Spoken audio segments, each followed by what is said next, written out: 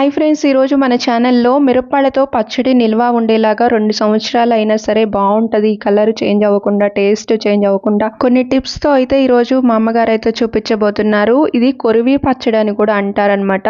పాతకాలంలో ఇలానే పిలిచేవాళ్ళు. మా నాన్నమ్మ గారు అలా పిలుస్తుంటే మాకు చిన్నప్పుడు అయితే తినాలనిపించేది అనమాట. ఎంతో బాగుంటుంది. వేడివేడి అన్నంలో నెయ్యి వేసుకొని తింటే చాలా చాలా టేస్టీగా ఉంటుంది. ఈ ప్రాసెస్ ఏంటో చూద్దాం. పండుమిర్చి తెచ్చుకునేటప్పుడే తొడాలు ఉండేటట్టు చూసి తెచ్చుకోవాలి. ఎందుకంటే ఇది వాటర్లో వేసినప్పుడు దాంట్లోకి వాటర్ పోయి మెత్తగా అయిపోతాయి. సన్నగా ఉన్న పండుమిర్చి చూసి తీసుకోవాలి. పండుమిర్చి సన్నగా ఉంటేనే ఘాటు ఉంటది అనమాట. పండుమిర్చి కూడా అలా ఘాటు ఉంటేనే చట్నీ కూడా చాలా బాగుంటది. కొన్ని లావుగా ఉన్న పండుమిర్చి కూడా ఉంటాయి. అవి కాకుండా ఇలా సన్నగా ఉన్నవి మాత్రమే తీసుకోవాలి. ఇలా వాటర్లో వేసేటప్పుడు ఒక స్పూన్ దీంట్లోకి ఉప్పు వేసుకొని వాటర్లో వేసేసుకొని బాగా చేత్తోనే కలుపుకుంటూ కొంచెం సేపు అంటే 2 నిమిషాల పాటు అలా ఉంచేసుకొని దాని తర్వాత తీసేసుకోవాలి. ఎందుకు ఇలా ఉప్పు వాటర్లో వేసి కడుక్కోవాలంటే దీనిపైన డస్ట్ కానీ అలా మందు కొట్టినప్పుడు మందు కానీ ఏదైనా ఉంటది కదా, అదంతా కూడా నీట్ గా క్లీన్ అయిపోతుంది ఉప్పు వేసుకోవటం వల్ల. ఇప్పుడు ఇలాగా పొడి క్లాత్ పైన ఇలాగా వేసేసుకొని ఇలా బాగా ఆరబెట్టుకోవాలి. ఇలా బయట ఎండలో కాకుండా ఇంట్లోనే ఇలా ఆరబెట్టుకొని ఫ్యాన్ వేసుకున్నా సరే దానిపైన ఉన్న తడి మొత్తం కూడా పోవాలన్నమాట. పోయేంత వరకు కూడా ఆరబెట్టుకోవాలి. ఒక్క రోజైనా 2 రోజులైనా సరే అలా ఆరిపోయిన తర్వాత మాత్రమే ఇలా తీసుకొని తొడాలు తీసుకోవాలి. లేదంటే మెత్తగా ఉంటాయి అన్నమాట. మెత్తగా ఉంటే బాగోదు చట్నీ కూడా. చూసారు కదా, తొడాలు కూడా ఇలాగా నీట్ గా తీసేసుకోవాలి. ఇప్పుడైనా సరే ఇలాగా తొడాలు ఉన్నప్పుడే కాయ కూడా గట్టిగా ఉంటది. అంటే వాటర్ లో వేసినప్పుడు లోపలికి పోయి వాటర్ అదంతా కూడా మళ్ళీ నీరుగా అయిపోతుంది అనమాట. ఇప్పుడు ఇది రెడీ అయిపోయాయి కదా, వీటిని మనం ఇలా కట్ చేసుకోవాలి. ఇలా కట్ చేసుకున్నామంటే మిక్సీ వేసేటప్పుడు మెత్తగా కరెక్ట్ గా పడిద్ది అనమాట. మిక్సీలో వేసినప్పుడు కూడా చూసారు కదా, వీటన్నిటిని కూడా ఇలాగా కట్ చేసుకొని రెడీగా పెట్టుకోవాలి. ఇంకా నెక్స్ట్ ప్రాసెస్ ఏంటనేది చూసేద్దాం.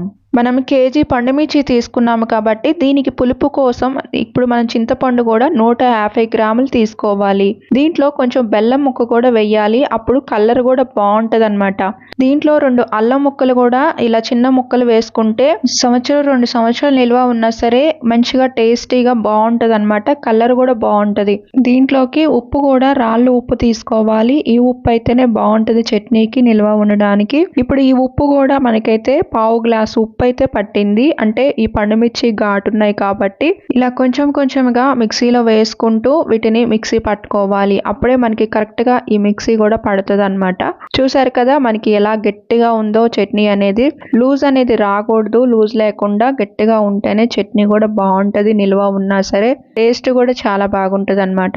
ఇలా వేసుకుంటూ చింతపండు పెట్టుకొని కొంచెం ఉప్పు వేసుకొని అలా 1 by 1 మిక్సీ వేసుకుంటూ ఉండాలన్నమాట. అప్పుడే కరెక్ట్ గా మనకి మిక్సీ పడుద్ది. అంతేకాదు ఇంకొకటి ఏంటంటే అన్ని కూడా ఈక్వల్ గా దాంట్లోకి పట్టేస్తాయి అన్నమాట. చూస్తున్నారు కదా, ఇప్పుడు ఇలాగ లాస్ట్ గా బెల్లం వేసేసుకొని ఇలా అల్లం ముక్కలు కూడా వేసేసుకొని చింతపండు కూడా వేసేసుకొని ఉప్పు కూడా వేసేసుకొని ఇలా బాగా మిక్సీ పట్టుకోవాలన్నమాట. అలా మిక్సీ పట్టేటప్పుడే బెల్లం పడకపోతే బెల్లాన్ని ముందే తురుముకొని మీరు మిక్సీ పట్టుకోండి, కరెక్ట్ గా సరిపోతుంది అనమాట. ఇప్పుడు ఇది రెడీ అయిపోయింది కదా, ఇప్పుడు దీంట్లోకి ఏమేమి వేసుకోవాలో చూద్దాం. మెంతులు 1/2 స్పూను, ఆవాలు 1 స్పూను, జీలకర్ర 1 స్పూను ఇలాగా వేయించి తీసుకోవాలన్నమాట. బాగా వేయించి తీసుకున్న తర్వాత బాగా మిక్సీ పట్టుకొని ఇలా పౌడర్ లాగా రెడీ అయిపోతుంది. ఈ పౌడర్ అనేది దీంట్లో వేసేసుకొని దీంట్లోనే బాగా కలిసేటట్టు ఇలాగా కలిపేసుకోవాలన్నమాట. ఇప్పుడు ఈ చట్నీలోకి వెల్లుల్లి ఒక 4 గడ్డలు అయితే తీసుకోవాలి. ఇలాగ పెద్ద సైజులో ఉన్నవి తీసుకొని పొట్టు నీట్ గా తీసుకున్న తర్వాత ఇలా జార్లోకి వేసేసుకొని మెత్తగా మిక్సీ పట్టుకోవాలి. ఇలా మిక్సీ పట్టుకున్న పేస్ట్ ని దీంట్లోకి వేసేసుకొని బాగా కలిసేటట్టు ఇలాగా కలిపేసుకోవాలి చేత్తోనే. ఇలా రెడీ అయినది మనకి సంవత్సరం కాదు 2 సంవత్సరాలు అయినా సరే కలర్ చేంజ్ అవ్వదు, టేస్ట్ కూడా బాగుంటది. ఇప్పుడు తాలింపు పెట్టుకోవడానికి పల్లి ఆయిల్ ఒక 4 స్పూన్లు అయితే తీసుకోవాలి. కొంచెం వేడెక్కిన తర్వాత దీంట్లోకి ఎండుమిర్చి ఒక 5-6 ఇలాగ తుంపుకొని వేసేసుకొని శనగపప్పు 1/2 టీ స్పూన్, 1/4 టీ స్పూన్ ఆవాలు, జీలకర్ర 1/2 టీ స్పూన్, మినప్పప్పు 1/2 టీ స్పూన్ ఇలా వేసేసుకొని కొంచెం కలర్ వచ్చేంత వరకు వేయించుకుంటూ పసుపు చిటికెడు, ఇంగువ కూడా చిటికెడు వేసుకొని 4-3 రెబ్బలు కరివేపాకు కూడా ఇలాగ వేసేసుకుంటూ కలుపుకుంటూ కొంచెం కలర్ రానిచ్చుకున్న తర్వాత చట్నీ కూడా దీనికి తగ్గట్టు ఒక 2 గంటలు అయితే ఇలాగ వేసేసుకొని మంచిగా దీన్ని తాలింపు పెట్టుకుంటే మంచి టేస్టీగా చాలా బాగుంటది. ఈ పప్పులు ఇవన్నీ కూడా దీనికి తగ్గట్టే వేసుకోవాలి. అప్పుడే తినేటప్పుడు కూడా చాలా కమ్మగా బాగుంటాయి, మధ్య మధ్యలో తగులుతూ. ఇప్పుడు మనకి రెడీ అయిపోయింది. ఇంకా స్టవ్ ఆఫ్ చేసేసుకొని ఇలా బౌల్లోకి సర్వ్ చేసుకున్నామంటే, ఎప్పటికప్పుడు మనకి తినాలనిపించినప్పుడు ఇలా తాలింపు పెట్టుకున్నామంటే కొంచెం కొంచెంగా చాలా చాలా బాగుంటుంది వేడి వేడి అన్నంలో ఇలాగ